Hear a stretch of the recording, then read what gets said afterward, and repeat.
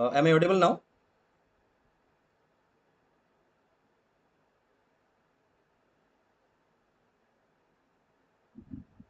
Am I audible now? Okay. So welcome everyone to my channel, that is Learn AWS with Neeraj. I thank everyone for registering for this free training.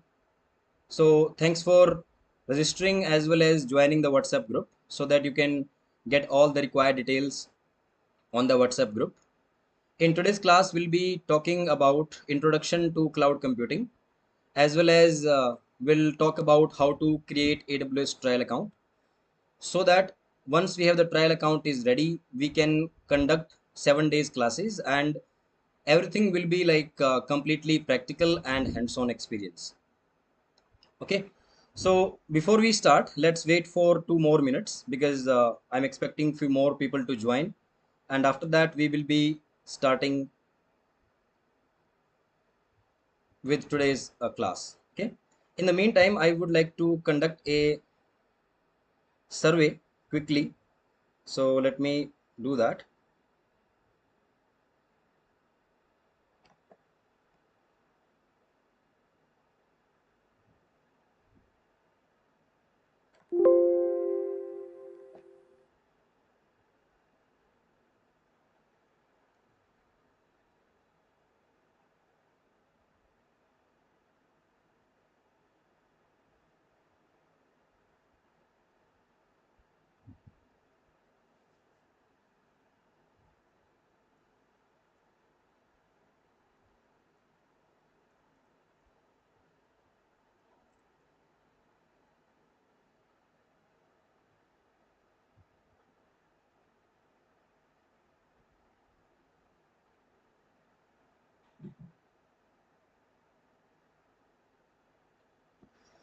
Okay, so I conducted the AWS demo last Sunday as well, and I think few people may be joining this again. Just for a quick check, like how many people are new here in today's demo, and how many people are like joining it again.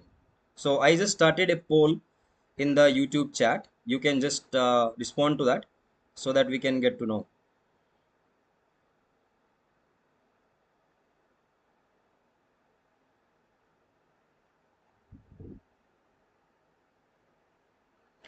Okay, so approximately 10% people joined my last demo. That means 90% of the people in today's demo are like new people.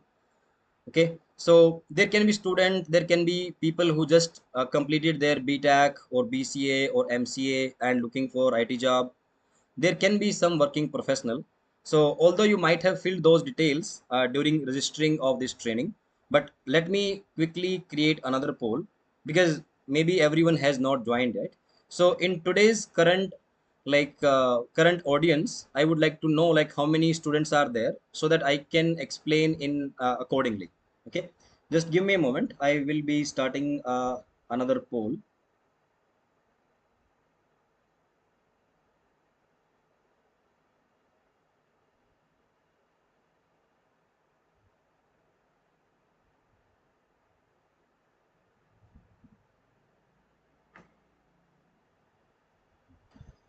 Okay, give me a moment. I will be starting one more poll now.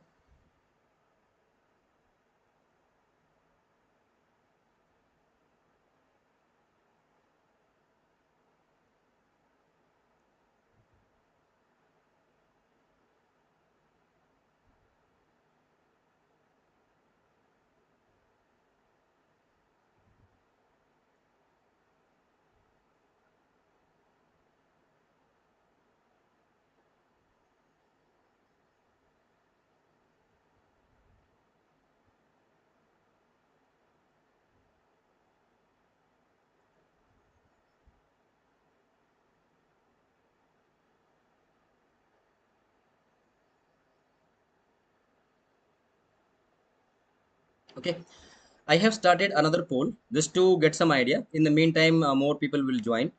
Okay, so you can just choose like you are a student or you are just done with your studies, done with your BTech or BCA or MCA course and looking for IT job, or it may be possible that you are already into IT and you are already having some experience in IT industry. So just select the appropriate option, and after that we'll be starting the class and I will be explaining accordingly.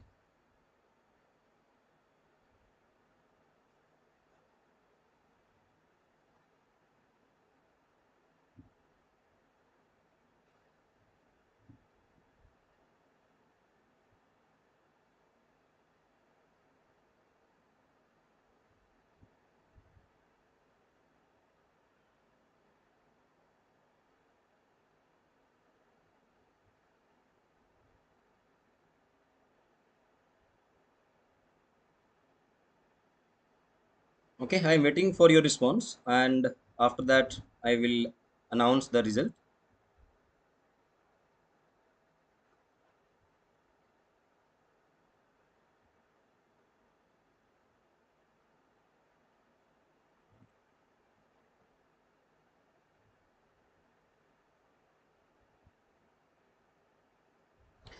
Okay, instead of typing in the chat, you can like select the appropriate option in the poll so that we can get more idea on that.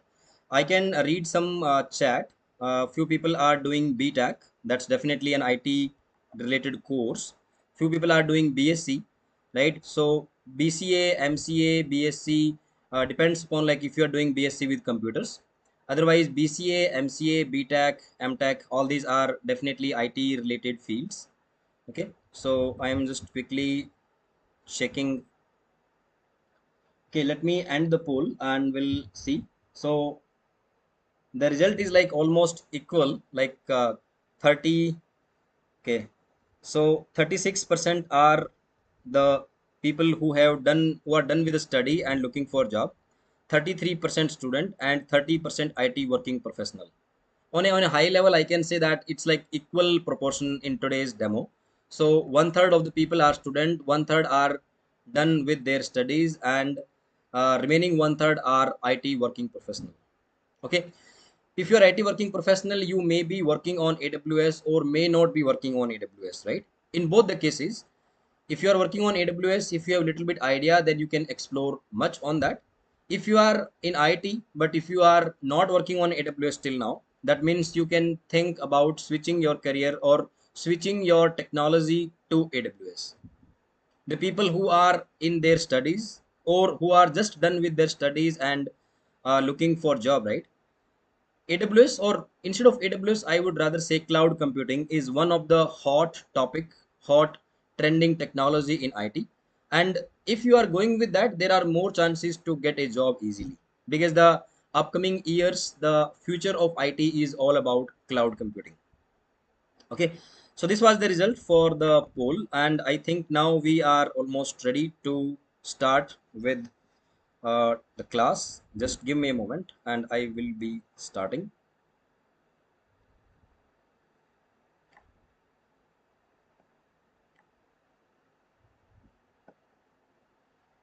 Okay, I hope you can see my screen.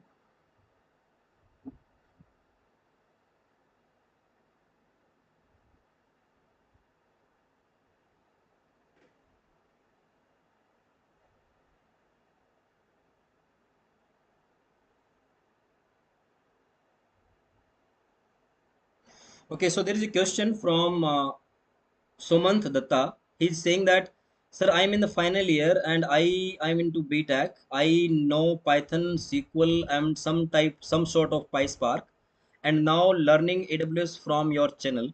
Are these enough for getting an entry level job? Yes, definitely. If you know basics of SQL, basics of Python, and along with that, if you are learning the cloud technology, right? That means definitely you are like ready to enter into the IT. I'm saying ready to enter. Once you will enter into IT, once you will get a cloud computing project, because even we will do hands-on practice on our AWS trial account, but when you will get exposure to the project, when you will do the real you can say project development in your company, then you will be getting more idea on that. So to get started your career, to get entry into the IT, this should be good. Okay, so let me quickly check like what are the other comments. Okay.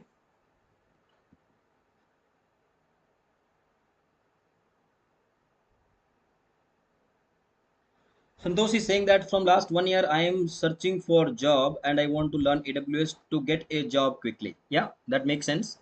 If you are searching for job from last 1 year, I think you should have spent some time doing the hands-on practice and some projects, because just theoretical knowledge and study is not sufficient nowadays, because few IIT and few you can say colleges, right? Students are even doing some projects during their BTech or BCA or MCA as well. So nowadays, whenever people are going for interviews, they already have some hands-on experience. They may not have project experience, they may not have company experience, but they have done some type of small projects during their college time and all, right? So they have some practical exposure to the technology, and that would help them to get a job quickly. Okay, so just give me a moment.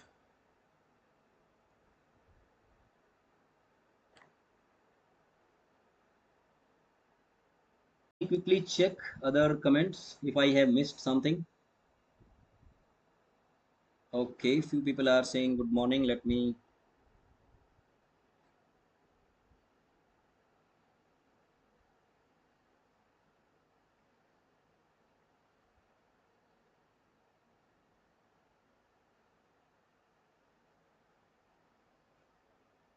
Okay, there is another question from Pratik. So he's saying that, sir, I am doing BTech in government college and complete Python and SQL, but no knowledge about cloud. What more language and skill should I learn? That's very important question. As being in IT field, I mean IT field in the sense you are into the study, right? Ultimately, you will be entering the IT world. If you are not aware about cloud computing, that is not a good sign. You should know about cloud computing, because that's very common nowadays, and that is must to have a skill. When you are going for an interview, if they ask you what is cloud, right?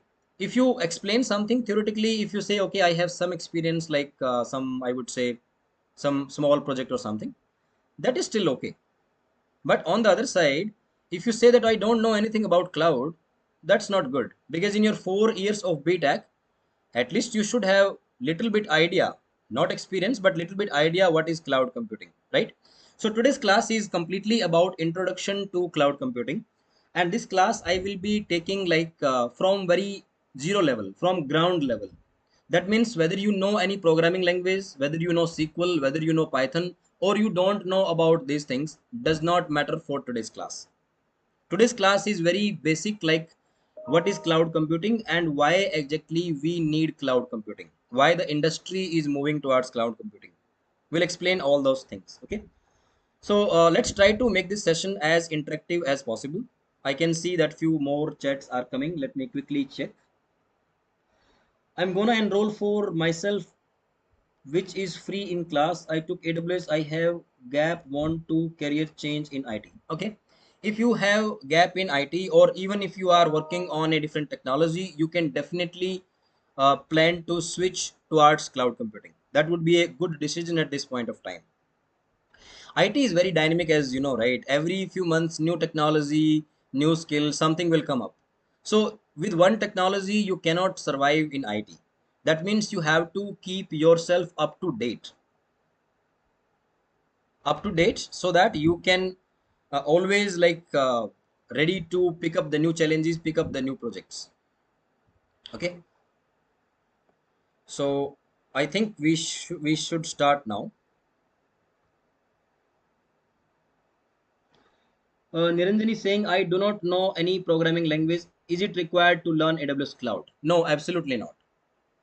If you know Python, that's good, because that can help you somewhere in some project. But to answer this question directly, in order to learn AWS, programming language is not required. First of all, AWS is not a programming language. AWS is a cloud computing platform where there are many services available, and services available does not mean that it's a programming language. Services can be of any type. I will throw some light once we will create the trial account. Okay. So I think without getting late now, I think we should get started. Okay. So before we start, right, let me quickly introduce myself. So my name is Neeraj, and I'm into IT industry from last more than 15 years.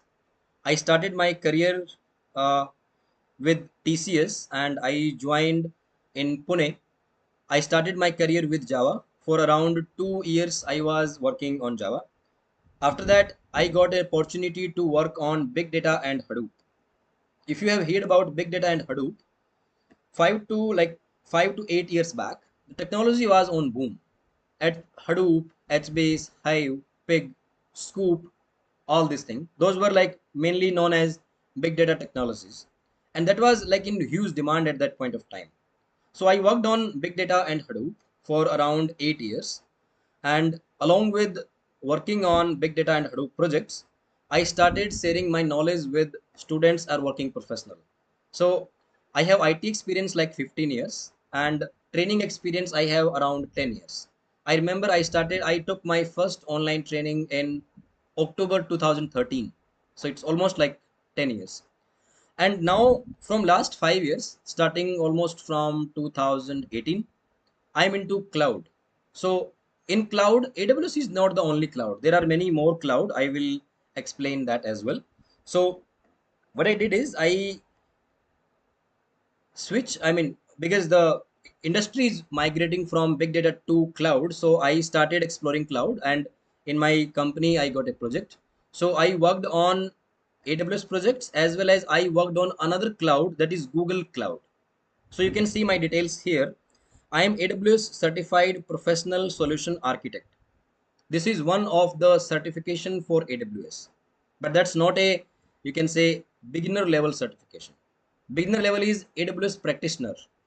After that, the next level is AWS data engineer. And after that, this one which I am certified is AWS certified professional solution architect. And in the middle around Corona time 2021, I also got a chance to work on another cloud, that is GCP, Google Cloud Platform. And over there also I got myself certified as a professional cloud architect. Okay, so this is very brief about me.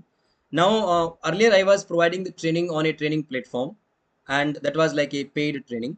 But now like I thought of coming live on YouTube and help the students so that they can get started, they can get some guidance, they have some path lightened, so that they can follow that learning path, and they can also like make themselves capable of entering into IT and make your future bright. Okay, before we proceed, let me quickly have a look at the chats. So give me a moment.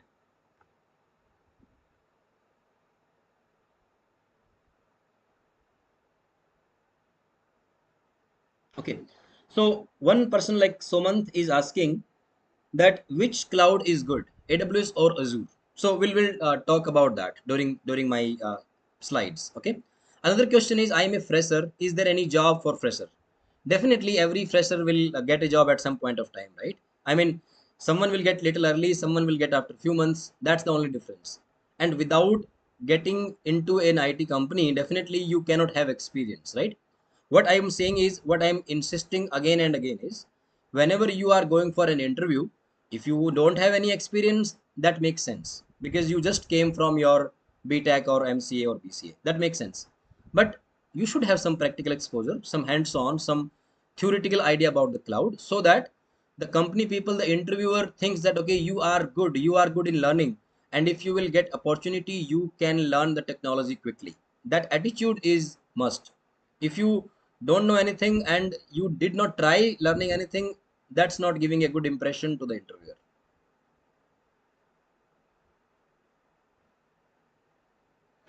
Okay, there is another question from Ravindra. He's asking like, please guide me on preparing for AWS solution architect. I will definitely do that, but that would be a long way. I mean, definitely you should get familiar with the technology AWS concepts first. Then you have to do some hands-on. Then you have to explore those topics in much more detail. Because when you are going for certification, they are looking for in-depth knowledge, right? So I would say if you are starting today, at least you need 3 months to prepare for any certification, because we need theoretical knowledge, we need practical knowledge, we need hands-on and in-depth knowledge of that also. Not only very high level, in-depth knowledge is required for clearing any type of certification. So I'm not giving any false promise. I'm not saying that after 1 week of training you will be ready for certification. No, that's not true. Definitely you have to spend 2 3 months. You have to do practice every day, around one hour every day, and then you should be good for going for certification. Okay, I hope I answered your question, uh, Ravindra. Okay, I think we are done with my introduction, and let's start with the today's class. So today's class is, as you can see, I'm showing some slides. But do I share the slides every day? No, I don't prefer that. Even you may be feeling bored if I'm just covering the slides, right? We are not in a school or college that some teacher is just showing some presentation on the projector. I don't want to do that.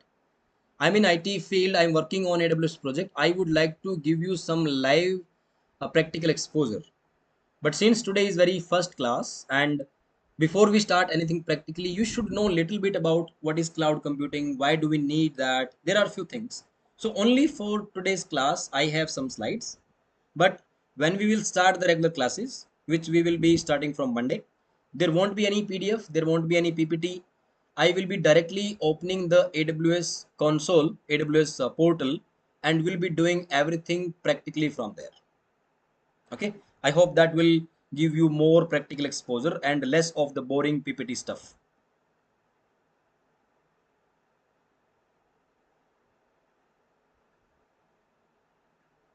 Okay, there is a question from Gayu Devi. So the question is how to get hands-on practice if I do not have any job experience. So for practice, you do not need a job. We will create free AWS trial account. I will explain in today's class itself. Okay. And once you will create your trial account, you can do your practice. And I will explain. I mean, I will take 1 hour of class every day. And the same thing you have to try on your trial account. So ultimately, you will be getting the practical exposure and hands-on experience, right? So once you will go for an interview, you won't be completely blank about the cloud. You can say, yes, I know what is AWS service, I know what is a IAM role, I know what is simple notification service or EC2 instance. I mean, whatever terminology I'm using, these are AWS services. So you won't be completely blank, and you have some practical exposure, and you should be like giving your interview in a more effective way.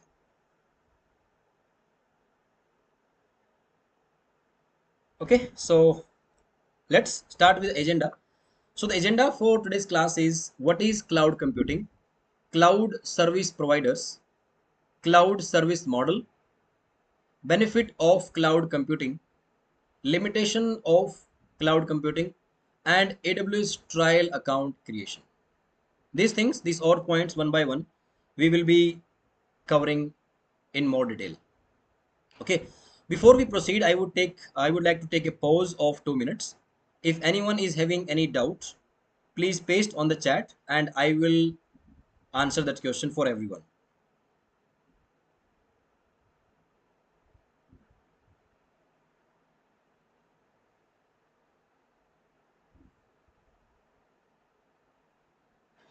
Okay, Satish is asking, I am learning Java programming language. Is this helpful? So I won't say that it's not helpful. Definitely, any programming language is helpful. But if you talk about the current trending technology or current trending programming language in the market, that is Python. So if you are learning Java, you continue with that. Along with that, you can learn Python. But if you think that no, I cannot learn two programming language at the same time, rather I would say you should spend time on Python instead of Java. Because if you will get 10 projects, more chances are that out of 10, 8 projects will be using Python. Only few old projects and few traditional applications, they are using Java. But I'm not saying that Java is completely disappeared from the market, but more on the Python side. Maybe 80% on Python side, 20% on the Java side.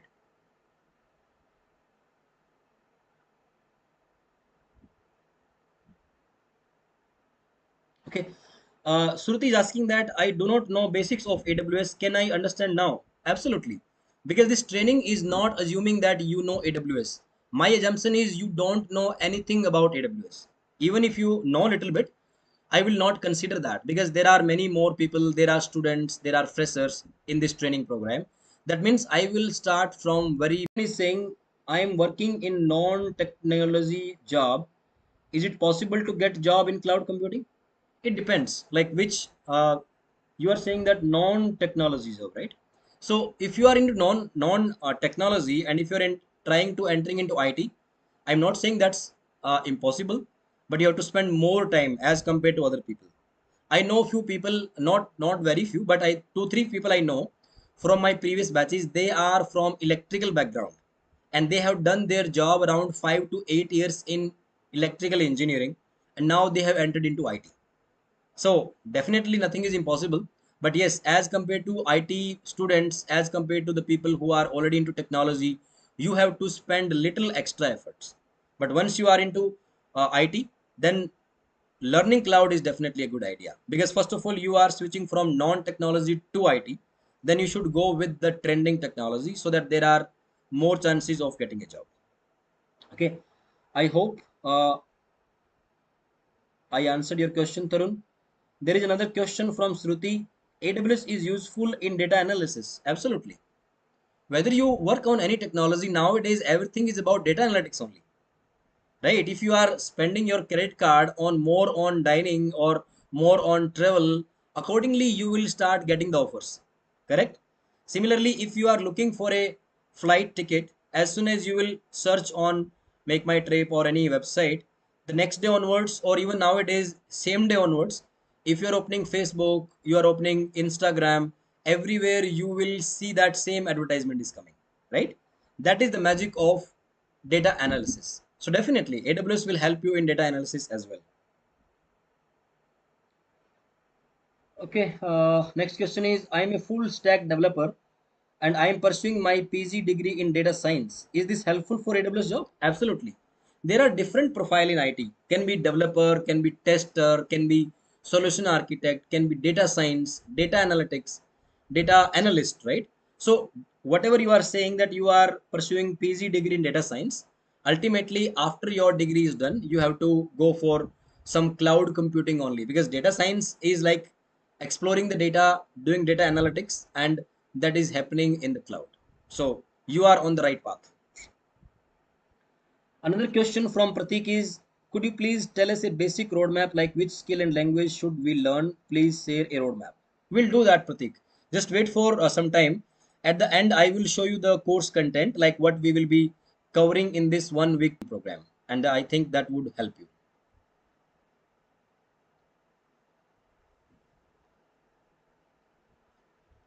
Okay, so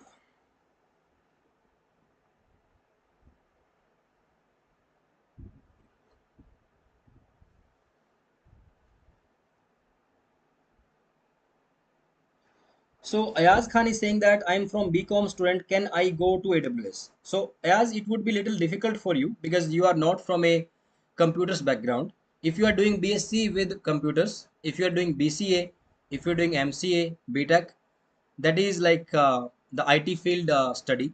But BCom is little bit on commerce side. Okay, but still there is no harm.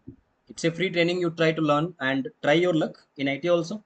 I know few of my friends, they did not do BTech, they did not do BCA, they did some other type of courses, Bachelor of Arts or Commerce, but after struggling for few years, successfully entered into IT. Okay, so again I would repeat, like you may have to spend extra efforts, but you can still try.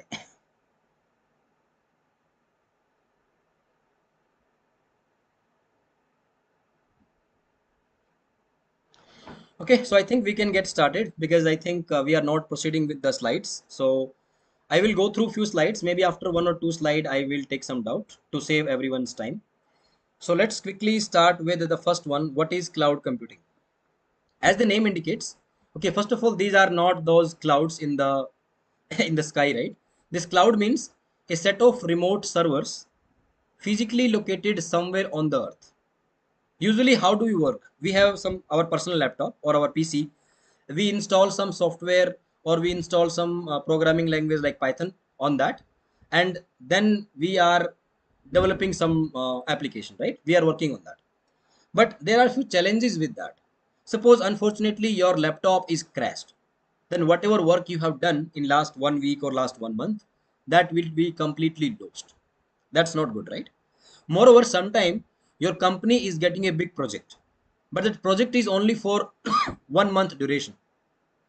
Now, only for that 1 month, company is not interested to spend a lot of money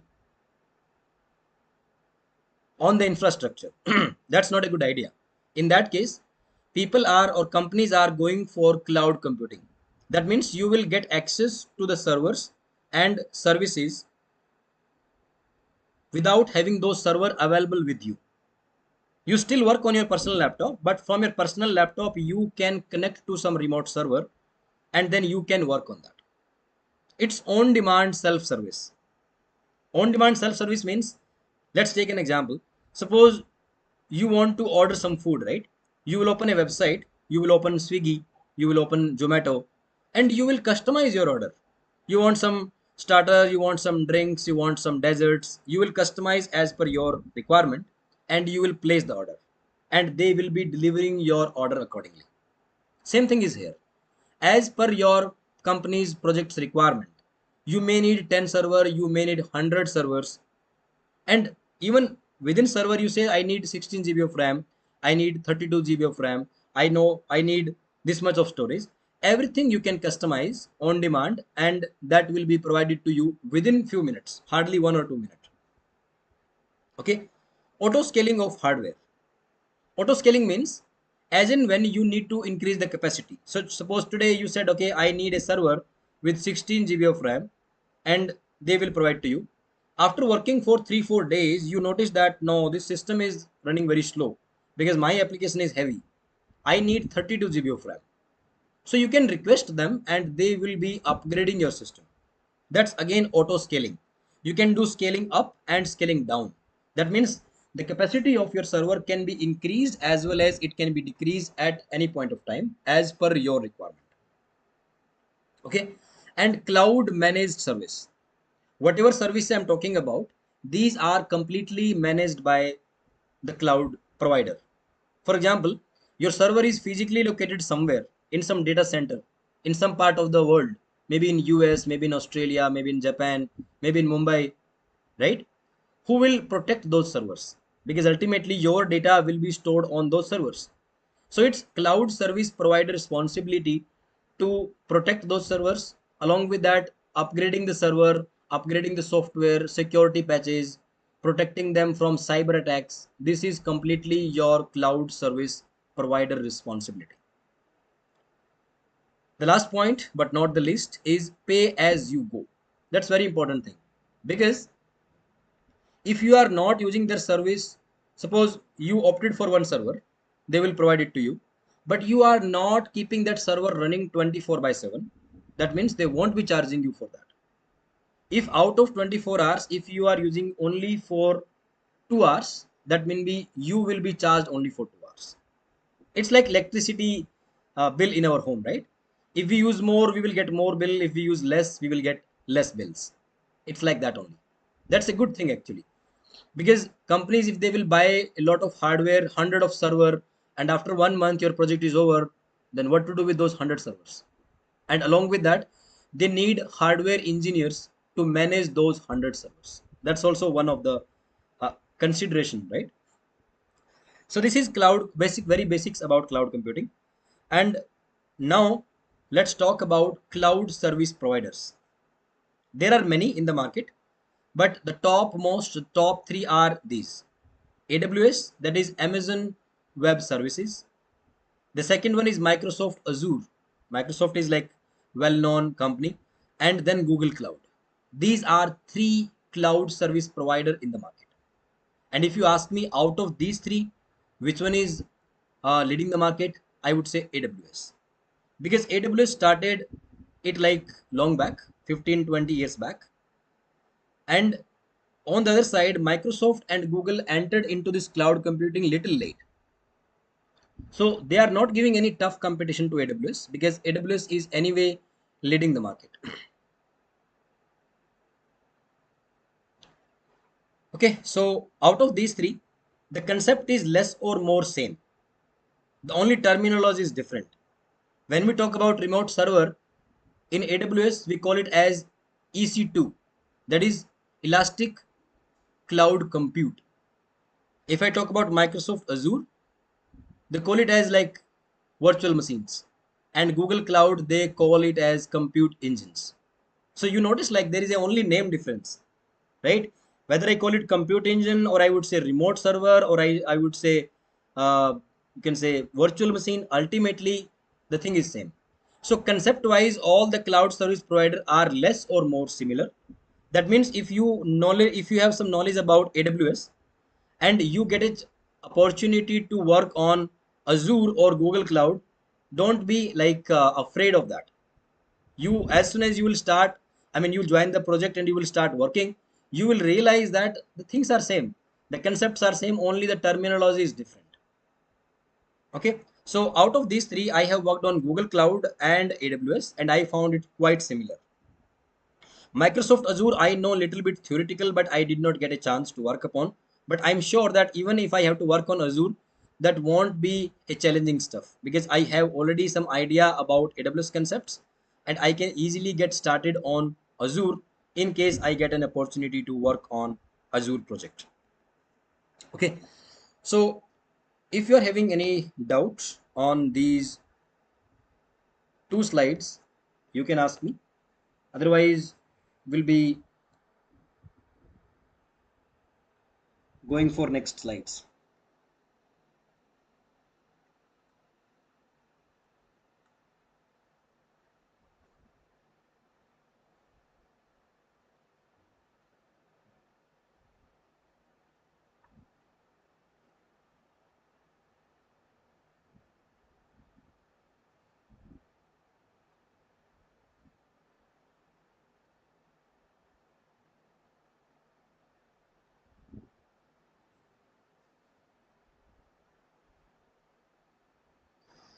Okay, in the meantime, let me quickly start a small poll.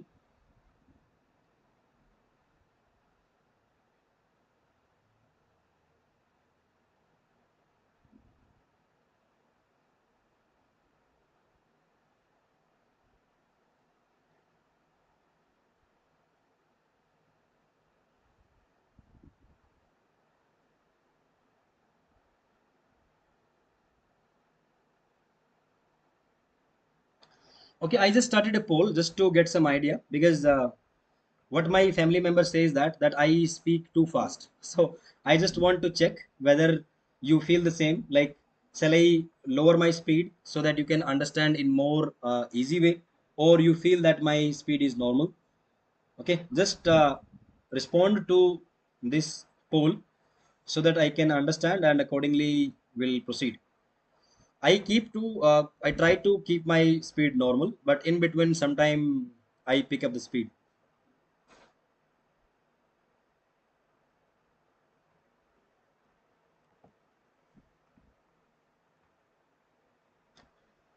Okay, so Pratik is saying that there is no doubt. Please go ahead. Okay, that's good. We'll go.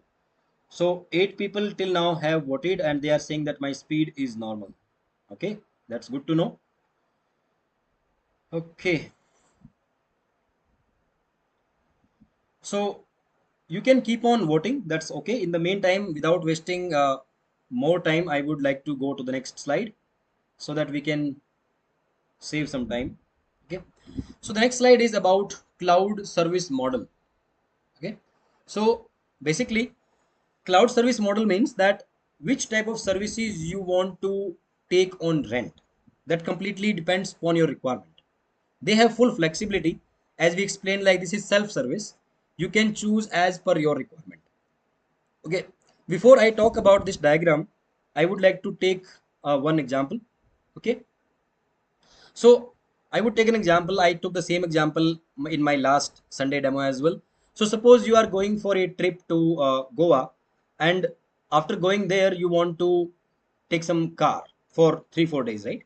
So which one is the better option? Shall we buy the car over there by paying few lakhs rupees, or because it's just for 5 days trip, right?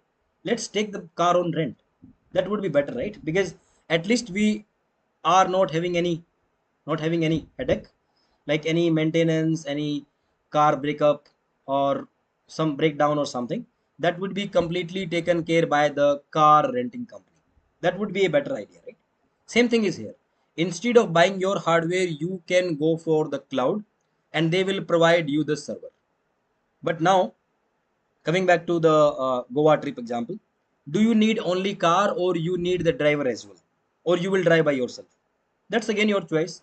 If you will opt for driver, that means the car renting company will be charging you for the car rental as well as they will be charging you for driver, right? Same thing is here.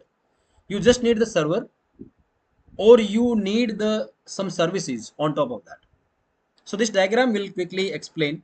The bottom layer is known as IaaS, Infrastructure as a Service. As the name indicates, that cloud is providing you the infrastructure.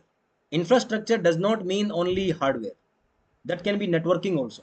Because one of your server is in US, another server is in Japan, and the third server is in Mumbai, and you still want a connectivity between these servers.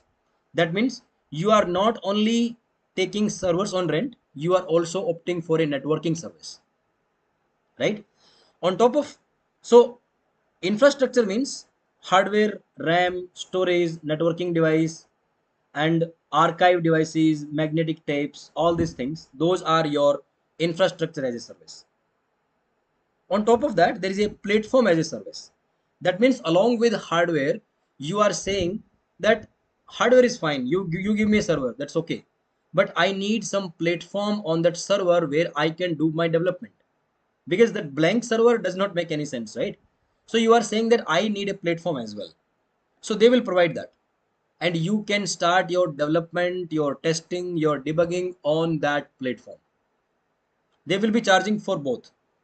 They will be charging for the hardware and they will be charging for that platform. There can be some monthly license or yearly license or hourly basis charging or something, but they will be charging for that. And finally, software as a service. That means you are saying that I don't want to develop because you suppose you need the end product directly. For example, Netflix, right? You are not a developer. You are not even concerned about the hardware, right? You just want to use that service. Suppose Gmail. Gmail is a service. Google Drive, that's a service.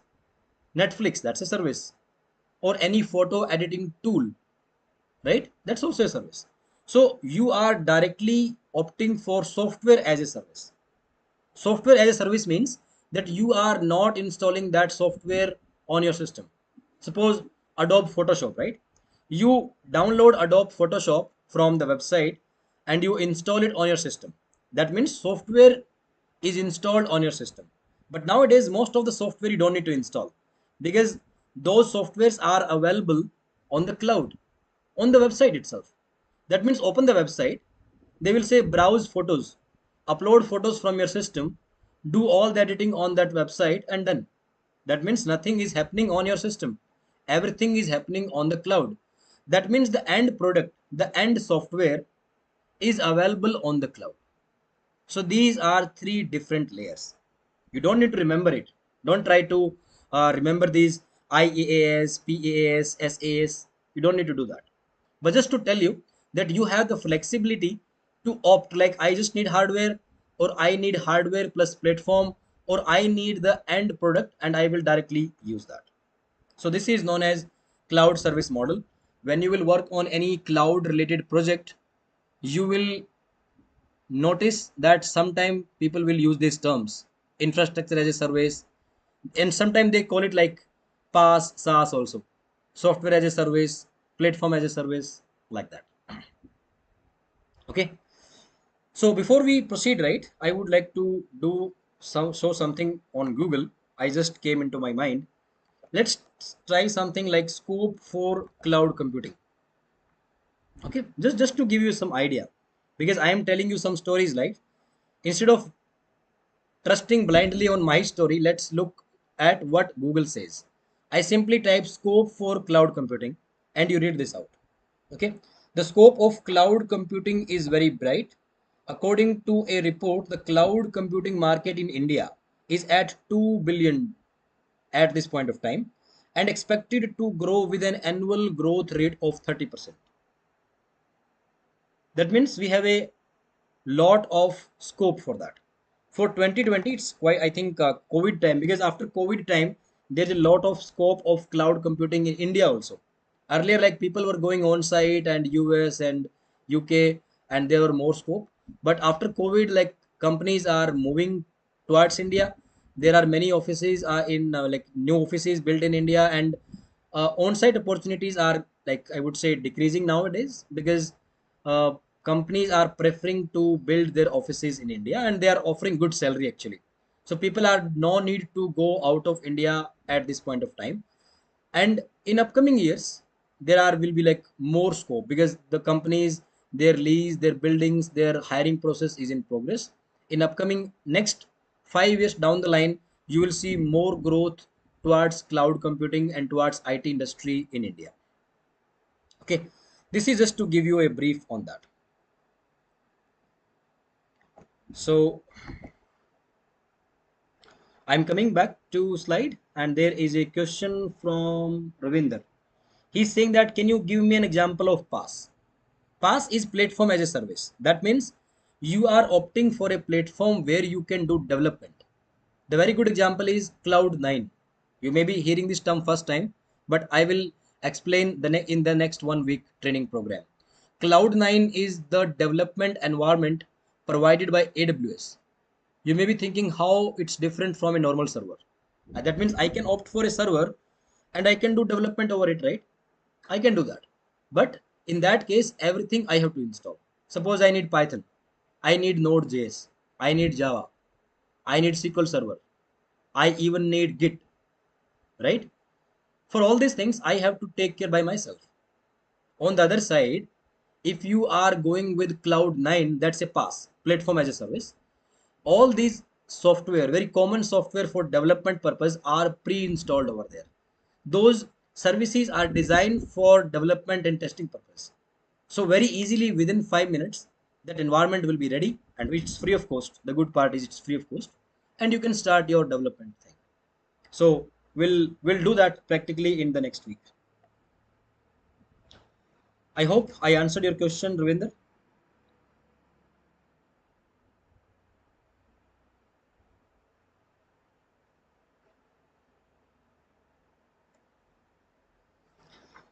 Okay, let's move to the next slide.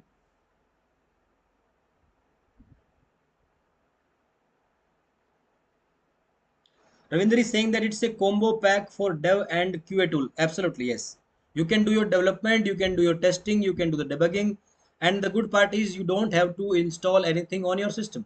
That means everything is saved.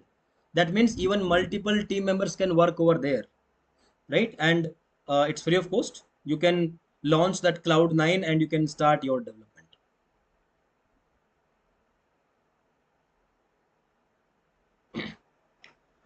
Okay, any other doubts from anyone else? Anything. It's not related to, don't hesitate to ask any question. Don't think that it's a basic question or it's a very like silly question, right? There is no question is silly. If you have no idea about it, ask it. I will try to answer it in very simple way so that you can understand that.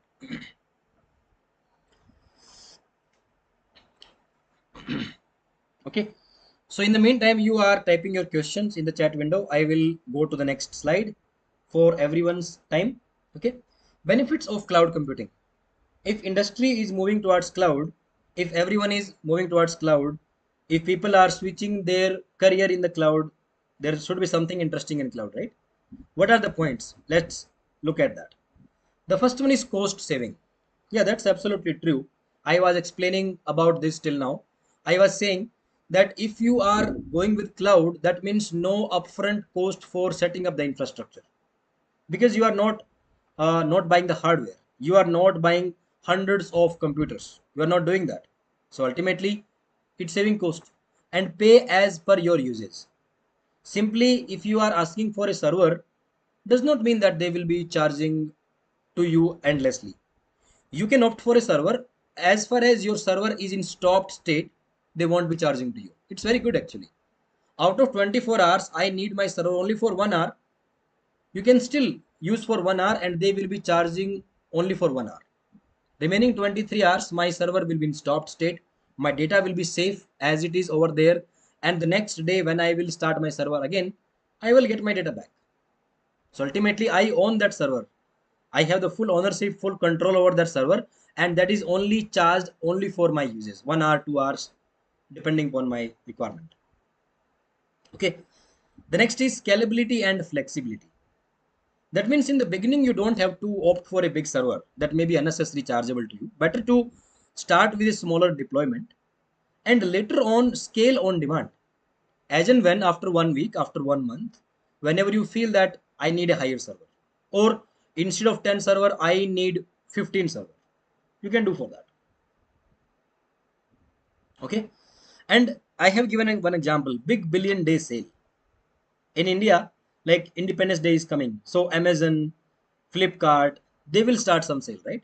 For those 3 4 days, suppose it's a weekend, right? Saturday, Sunday, and suppose Monday is like your Independence Day.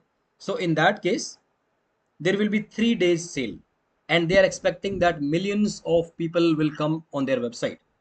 Now the question is how to handle that load, because many people will come on the website means there will be a lot of traffic.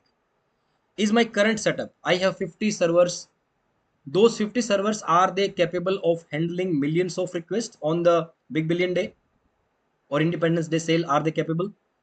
If they are not capable, that means people will add the products to the shopping cart, and when they will proceed towards payment, the page is not opening, the page is not visible, payments are failing. All these things will happen, right?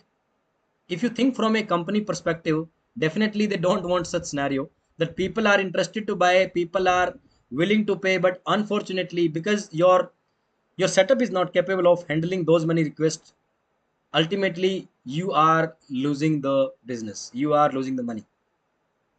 What they will do is, only for those 3 days they will request cloud service provider to increase my capacity 4 times, increase my capacity 10 times. Definitely it will be chargeable. AWS service, I mean, the cloud service provider will be charging for that, but ultimately you will also get benefit. More people will come to your website, and no one will face any payment issue or page are not loading or something like that, right? So we have full flexibility on that. Reliability, you can completely rely upon the cloud service provider. As I said, right, it's their responsibility to protect your data, to protect your data from cyber attack, natural calamity, or anything.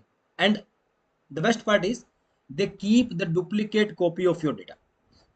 That's actually mandatory, because suppose they keep your data in a US server, and unfortunately there's a natural calamity, as some flood is there, war is there, or anything else is there, and they suddenly say that, hey, your data, unfortunately we can't provide you the data is lost.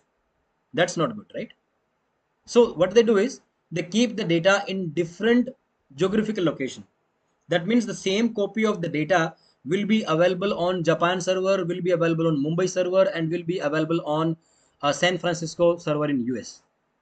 So unfortunately, if any of the suppose Mumbai is on the coastal area, right? Suppose due to flood or something, Mumbai data center is down. That can happen, right? So in that case, it's okay. They will provide you your data from another location, and that's their responsibility. It's not your headache, like where they are maintaining, are they maintaining or not, what is their status. It's completely your cloud service provider's responsibility. Okay. The last point is maintenance. Since you are opting for service, so if any security patch is required to apply on your server, the cloud service provider will take care. Any cyber attack or any physical upgradation or anything, right? This will be taken care completely by them. As a user, as a developer, you just concentrate on your development. Everything else will be taken care by the cloud. So these are the benefits. I think by looking at the benefits, you can understand why the companies are moving towards it, because companies are more interested in their development work, not like maintaining the server, upgrading the server, and dealing with the cyber attacks and all, right?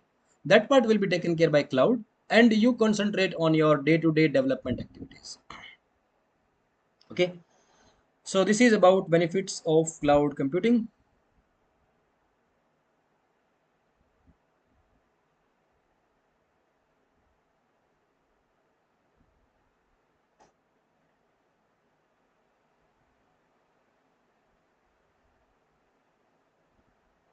So if you have any doubt till now, you can ask me. Otherwise, we'll be moving to the next slide and we'll talk about limitation of cloud computing. Okay, in the meantime, if you have not subscribed to my channel, you can subscribe it, because apart from this 1 week of live training, I will prepare small videos like 5-10 minutes, I mean hardly, I mean maximum 10 minutes video for many topics. Because for 10 minutes coming live, it's like people may not join for 10 minutes, right? So I will be preparing small topics and will be posting on my YouTube channel, which can be helpful for you. So I'm pasting the my channel link on the chat. In case you have not subscribed yet, you can subscribe to it and enable the notification by clicking on the bell icon, so that at any point of time, whenever I create new videos on new AWS topics, you should receive those videos and you can go through it. Okay,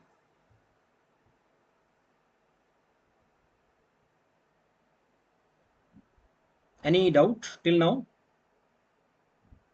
Please confirm over the chat, so that I at least I'm sure that you are listening and there is no doubt.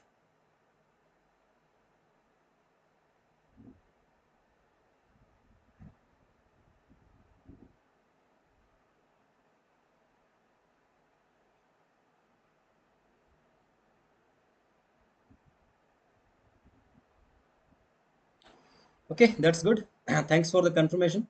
So without wasting time, let's move to the next slide. The next slide is limitation of cloud computing, and that's very important concept as well as very important point that is applicable to everything in the life, right? Anything we get in life is not having only benefits. There will be definitely some challenges, some drawbacks, some limitation, and that's applicable to AWS as well, or not only AWS, that's applicable to cloud computing as well. Okay, so what are the limitations? The first limitation is completely dependent on internet. Yeah, we are talking about internet, that's true. But suppose unfortunately your internet is down, then that means you can't access any of your service. I remember like 10 to, I would say 10 years back. 10 years back, when we were installing software on our office desktop or office laptop, and if internet is down for 1 hour, it's completely fine. We are not able to check our emails, that's the only thing. Apart from that, we are proceed, we can do our development, we can do our testing. There is no blocker for that. But nowadays, since everything is on the cloud, and unfortunately your internet is down for 1 hour, that means your entire team can't do anything for that 1 hour. That's possible. So definitely there's a dependency, right? Next is leakage of sensitive information. When you are, suppose AWS is approaching a bank. Okay, they are asking the bank to, HDFC Bank, Citibank, US Bank, any bank, right? They are asking them that you have your bank headquarter in Singapore and you have many servers over there, but do you think that you can, I mean, do you want to take cloud services? We will manage your servers, we will provide the cloud service, you just concentrate on your banking things. Then you know what banking people will do? One banking people will say, they will say that whatever you say looks good, that we don't have to manage our hardware, manage our networking, manage our servers, security updates, everything, but we have very customer critical information, customer details, their contact details, their addresses, and the most important is their bank balance, right? We cannot put those information on cloud, because somehow if someone is able to, you can say, hack into your cloud, then my customers data will be leaked, and then that won't be a good for us. That won't be good for any bank's reputation if their data is leaked, right? That's why I have worked on many banking projects as well. I'm telling you from experience, banking companies, they do not migrate everything on the cloud. They're ready to migrate, but they will migrate partially. There are few things which are not critical, which does not contain bank balance and those type of information. Those can be migrated to the cloud, but very customer critical information they still keep on premise. On premise means on their local, in their office, in their bank's building, right? Now To overcome this limitation, cloud service provider will say, okay, we are okay with that. Out of 10 services, 10 application, you say that 8 you can migrate to cloud, but 2 you want to keep with you. That's still fine. And we will provide the connectivity also, because ultimately those two services running on your on premise server, they need to interact with the remaining 8 services which you are planning to migrate to the cloud. So connectivity is still required. So half of the thing is on cloud and half of the thing is not on the cloud. But nowadays, cloud service providers are even providing you this service, and this is known as hybrid cloud. That means you migrate whatever you want and you keep it whatever you want with you. We can still provide the services and we can take care of the networking part, so that the cloud services can interact with the on-premise bank services and the vice versa. Bank services can interact to the cloud services. Okay. So this is not impossible, but I'm just telling you what are the challenges, what are the limitations. And the last one, monopoly of service provider. That's very important thing. That happens in our life also, right? If there is only one shop in the city, some special service, right? They will be charging like anything. If there is one coaching center or gym or anything, if they are good and there is no competitor, they will charge you anything, right? Same thing is here. If you are going for a service and you are completely dependent upon that cloud service provider, they will increase the price every 6 months, every few months, and you have to pay for it, or you have to switch to another service provider, or you have to look for some custom solution, something you have to do, right? Yeah. So that is also one of the challenge. Okay, so we are done with the introduction to cloud computing demo. I hope you got some idea. I'm not saying everything, but little bit idea about cloud computing. Once we will start doing the things practically on AWS, it will be more clear to you. Okay, so we'll be talking about how to create the free trial account. But before that, I'm stopping here for 2 minutes. And in case you are having any doubt, any type of doubt, you can ask me. Okay. We have a doubt from Subham. He's asking, how does the cloud database will maintain? So they will take care by themselves from their end. Ultimately, the database will be installed on some server. Suppose you opted for MySQL, you opted for Oracle or Microsoft SQL Server. So you don't have to worry about the hardware. You don't have to worry about where my SQL Server is running, where my Oracle is running. That's not your concern. You will get the username and the password for the database. You log in from the website, log in from the AWS console, and do your work.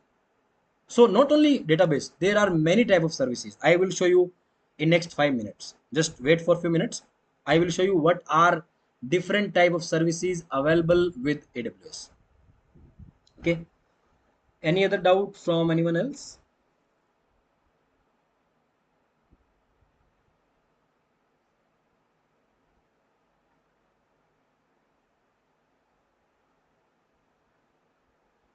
Just give me a moment. I will be back.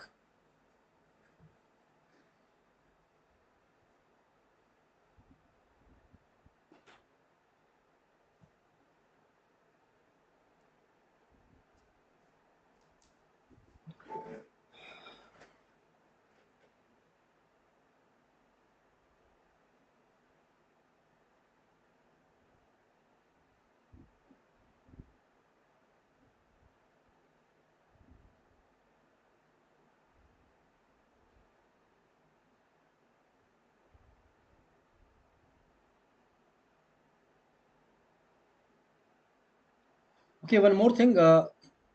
I hope most of you have already joined my WhatsApp group.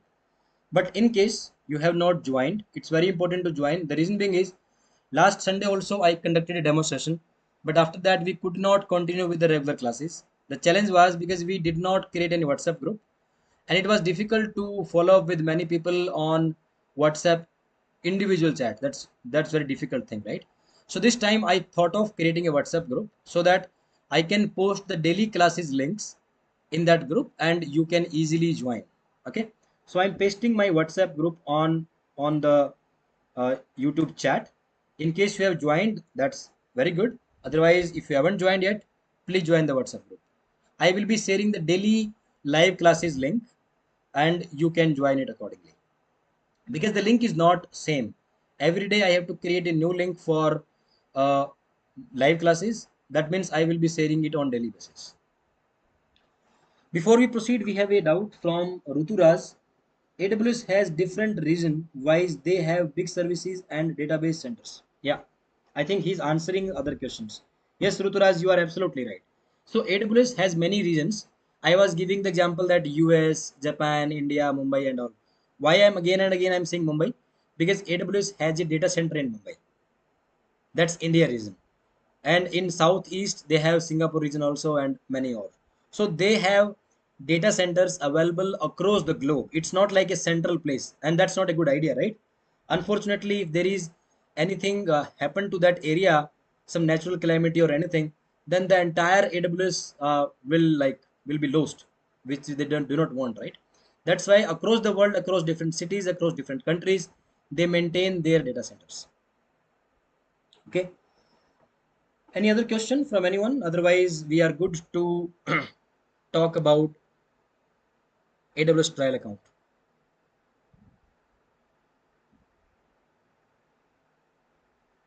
Okay, let's quickly talk about trial account. We are running out of time. So AWS trial account is very easy. What you do is you go to Google and you type AWS trial account. Okay, and you will get the very first slide. You can just click on that. Okay, once you will click on this, it will give you the option AWS free tier, as you can see here. Gain free hands-on experience with AWS platform products and services. As I explained, right, AWS is not only about hardware. It has many services, built-in services, ready-made services, which you can opt for, and it will make your life easy. Life in the sense, your make your day-to-day work easy, make your development process, deployment process, testing process easy. Okay, either you can go directly create a free account, or if you want to know a little bit more about it, you can click on this learn more about AWS free tier. Okay, you can come down and you can go for FAQs. What is AWS free tier? Okay, so AWS free tier provides customer the ability to explore and try out AWS services free of charge up to specified limit of each service. It's very important thing. Whenever someone say free, the next question we ask is it unlimited free? Even if you go for geo internet or anything, right, they say unlimited, but if you go into detail, right, there is a limit, but that's the limit is quite higher. For example, I have a Wi-Fi setup in my home, and the higher limit is 3000 GB. So it's for me it's like a free only, right? I mean unlimited free, because I never hit that limit. My usage for the month hardly goes like 1000 plus, but there is upper limit. Same thing is here. AWS is providing you a free trial account, but that's not unlimited free. But it's good for your training purpose. You practice all the services, and the good part is it's valid for 1 year. That means if you create today, for next 1 year, you can do your practice at any point of time, but within limit. For every service, they have some limit. And what are those limits? I will be showing that as well. Okay. So you can read this if you want. And billing, you can see the billing also. If you want to see regions, you can see that. I was Ruturaj was telling about the regions, right? So there are different regions across the globe. If you click here, you can get the details about all the regions, although you don't need to know about it because that will be internally managed by AWS, but still like it's okay. Okay, so now I will go back and will create the free account. So it will need just your email address and account name. Account name is like basically when you have multiple accounts, right? How do you identify which one is my development environment? Because when you are working in a project, we have multiple environments. We have development environments where we perform the development. We have a testing environment, or we can call it as a QA environment, and we have a production environment as well. When you are working on multiple AWS accounts, then how do you identify So you can give some meaningful name. Suppose your project name is, I would say, US Bank. Suppose you're working for US Bank hyphen dev. So you can give this account name. Similarly, you can give US Bank QA and US Bank prod, and accordingly you can create the account. One important thing is, once you will verify your email address, the next step they will be asking for is providing your credit card or debit card details. You may be thinking that it's a free account, then why they are asking about the payment information? For verification purpose. And in case someone is going blindly, suppose you launch 50 servers with high configuration, it does not mean that all those 50 servers are free, right? So the safer side, and for verification purpose, you have to provide your credit card or debit card information. But don't worry about it. I am using this service from last 5 years, not only for office purpose, even for my personal uses, for my personal learning, and for providing the training. I am creating this account every year, because once I create, it's valid for 1 year. I created last account I created in this June only.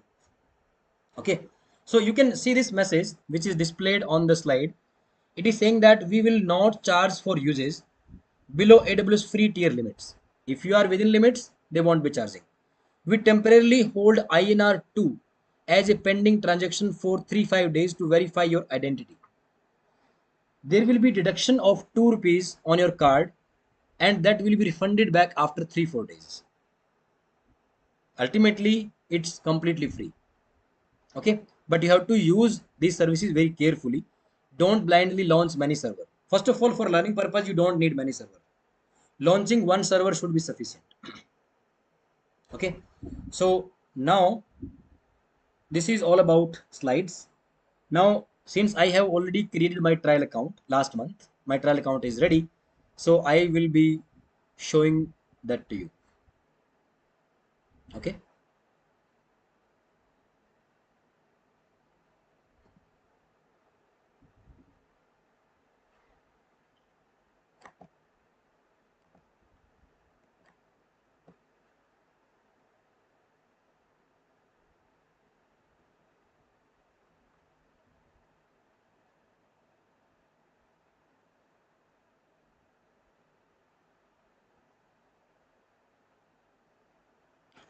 so this is my AWS portal where I need to log in. So there are two type of user: root user and IAM user. IAM user we will be talking about in our next class on Monday. As of now, we will be logging in with the root user. So the email address you use for creating your trial account, that is your root user, because that has the full control. So we will be logging in with my root user. This is the email ID which I used to create my trial account last month, June 2023. I will be clicking on next, and along with the password, it will ask one more thing, that is MFA code. MFA means multi-factor authentication code. You all may have opted for the additional security on your Gmail account, right? That means whenever you log in, along with the Gmail password, you get a code on your phone like OTP, and you have to fill it just for additional security. Same thing is here. In the beginning, when you will create your account, the MFA will not be there because that's disabled by default. How to enable it, I will explain in the next class. But for me, I have already enabled it. Let me quickly, give me a moment. I will go to my mobile because I need to open one app. That app has a code displayed, and I need that code for logging into this. 511138 and submit. Okay, so successfully I have logged in into my AWS portal, and will be giving some details about this portal. This portal we will be opening every day because ultimately we have to work on this portal only. Okay, so I will be showing you. If you click on services, you can see on the left side there are categories. Analytics category, the very first one. I think Shruti was asking, can we do data analytics on cloud? Absolutely, that's cloud is for. End user computing and many more. Okay, so there are many services, and we will be exploring these services, not all, because there are, I think, more than 200 or 300 services which we cannot explore. But whatever are the basic one, whatever are the important one to get started, those we will be exploring practically on my trial account. So next class onwards will not be opening any PPT or any slide. Everything will be showing practically on my trial account, which you can try on your trial account after the class. Okay. So now what I will do is I will show you one important thing. Click on the right upper corner where it displays your name and click on billing dashboard. That's very important. Okay. So in the billing dashboard, you can see some details. This is displaying some amount USD 5.85 because apart from training, I am doing many more like personal projects and something. So that's why there are some charges. Otherwise, for you, it will be like zero charges if you are under the limits. Okay. So what you need to do is you go to billing preference. You can see this one. There's a billing preference and there is a alert preference. You can see this one, AWS free tier alerts. That means in case you are approaching your limits. For example, I will give you an example. If you are launching one server, they will provide you 750 hours every month. If you multiply 24 by 30, even that will become 720. And that means if you keep your server running 24 by 7, even that's not chargeable. That is still under limit, but only one server. If you are launching 10 server and you are running every server 10 hours a day, then you count how many hours will be there. So 750 hours you will get, and that's more than sufficient actually. If you will do your practice hardly 1 or 2 hours a day, suppose 2 hours, even in that case, the total number of hours in 1 month is 60 hours only. The limit is 750 hours. So you can even use 5, 6 hours, 10 hours every day. Okay. So you can enable this, provide your email address so that in case you are approaching any limit, you are towards that limit. Suppose you have crossed 80% of limit, you will receive an email so that you are alert and you can take some action on time. You can stop the instance which are in running state and which you do not actually need it, right? So those you can do. Okay. So this is all about the introduction to cloud computing and how to create AWS trial account.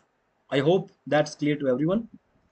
Now, before closing the class for today, I would create a poll quickly about the regular classes timing. So regular classes will start from Monday because tomorrow I will be conducting another demo. Demo in the sense like this same, whatever we did today. Introduction to cloud computing and the AWS trial account creation. The same demo I will be conducting tomorrow 4 p.m. Indian time because few people have opted for that time also.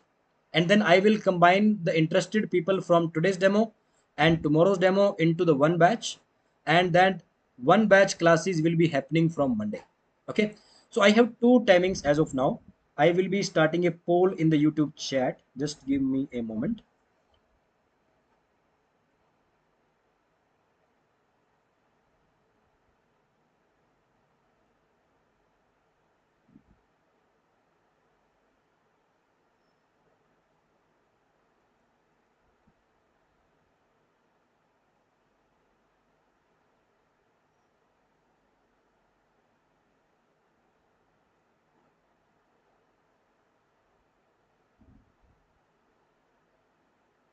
So I have two slots available. Okay, and I am starting this poll in the YouTube so that you can choose your preferred timing and accordingly based upon the majority and not from today's demo. Tomorrow I will be conducting another demo, right? So I will ask those interested people as well, and from there I will be deciding the batch timing. So you can just,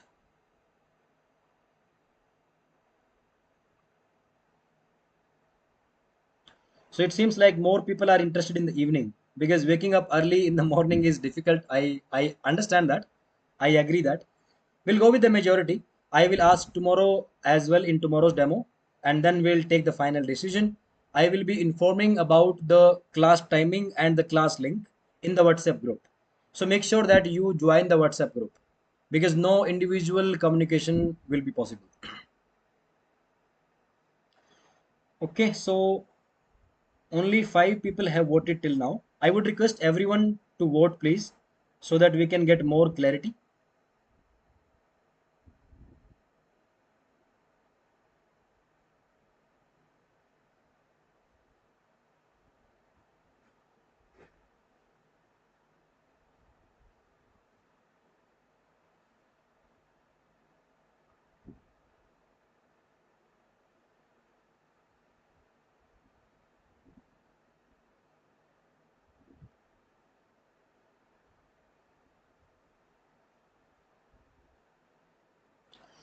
Okay, so we are done with today's class. In case you are having any doubt regarding anything, you can ask me. Otherwise, we are good for the day.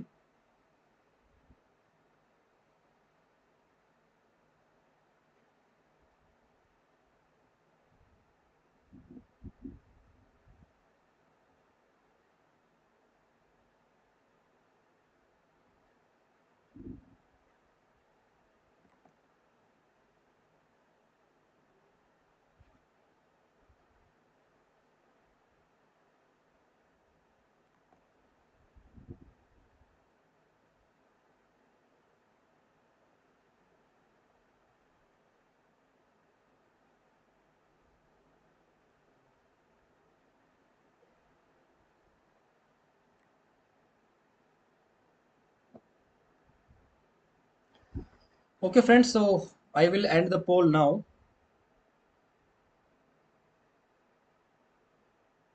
So, friends, most of the people have opted for the evening time, 6 to 7 uh, p.m. IST. Okay, that may be difficult for the working professional, but yes, for students, that would be a convenient time. And there are a few more questions. I will answer that. There's a question from Ayaz Khan, how we get certified. So, as I explained in the beginning also, that first of all, you should get some theoretical knowledge on AWS, get some practical knowledge, get some hands-on.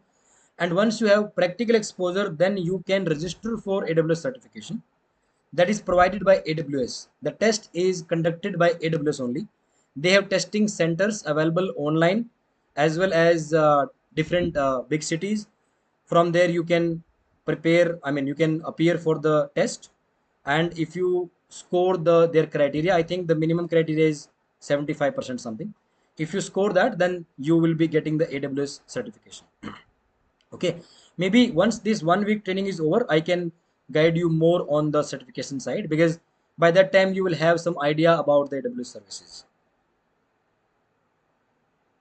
Okay, another question is from Pratik. What makes AWS different and more advantage from Azure and GCP? So less or more they are providing the similar services, but AWS is leading in the market, and they are like more granular service, more control over there, and more services. Basically, you can choose from lot of available services. They are always on the top of the technology nowadays, like chat gpt, machine learning, all these things are there. So they are always on the top of that. So that means whatever you are looking for, AWS can provide to you. Other cloud service provider may provide to you, but not immediately, maybe in upcoming months, maybe in upcoming years. So, in simple words, AWS is leading the cloud computing market at this point of time. Okay, I hope I answered your question. So, I would thank again everyone for joining today's class, making it interactive. If someone has felt like today's training was a little lengthy, I understand that, because today was the first class. People have many doubts, or we may have some technical challenges. Like in the beginning, I was not audible to all of you, right? But regular class onwards, we'll try to keep the class within 1 hour, right? Because everyone is working, even including me. I'm also working professional. So I will try to keep the class within 1 hour, so that within 1 hour we can do some hands-on and I can cover all of your doubts. Apart from that, uh, you can ask the doubts on the video itself. Once you suppose after this live training is over, if you would like to go through this training again, you can go through the training, I mean go through the video again using the same link. You can post your questions there and I will answer to that. Ayaz is asking, is AWS is easy to compare Azure? Yeah, I agree that concepts are similar, but I have worked on Google Cloud and AWS, and I felt that learning AWS is more easy. As I told you, right, they have more flexibility. Whatever you are looking for, you may not need to do it manually. They will provide some service for it. So ultimately, it would be easy to learn, it will easy to adapt, and it would be easy to work on an AWS project. Okay, that's all for today. I will be sending the regular classes links most probably on Monday, because the classes will be going in the evening time, right? So Monday afternoon I will be sending the link, and then you can, I will quickly show you, give me a moment, just give me a moment. I will show you the course content as well. I forgot to show that.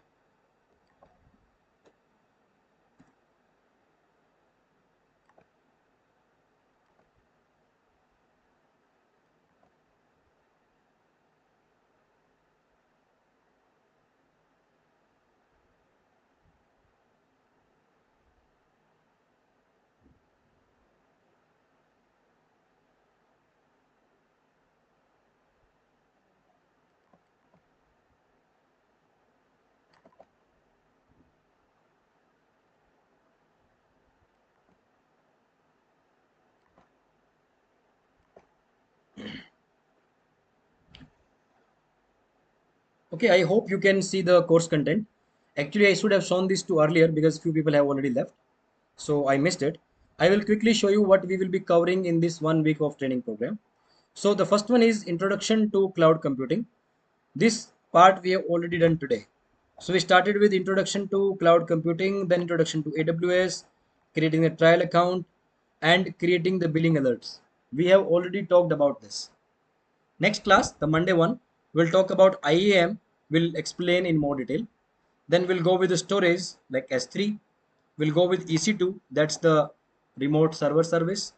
After that, we'll talk about Lambda, databases, application services, which includes CloudWatch, Secret Manager, SNS, SQS, and Python. I was talking about Python, right? So we'll talk about Python, and we'll also talk about PySpark.